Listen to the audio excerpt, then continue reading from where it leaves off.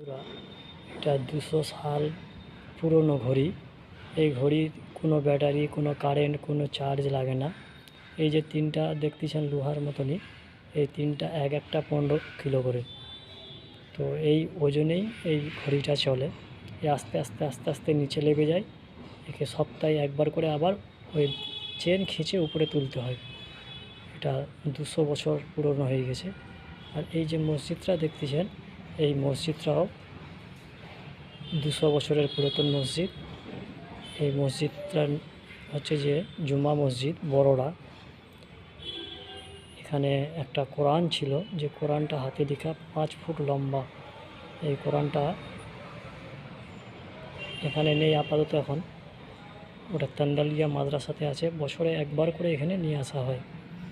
তো আপনারা দেখতেছেন। শুক্রিয়া, সবাই লাইক কমেন্ট শেয়ার করুন।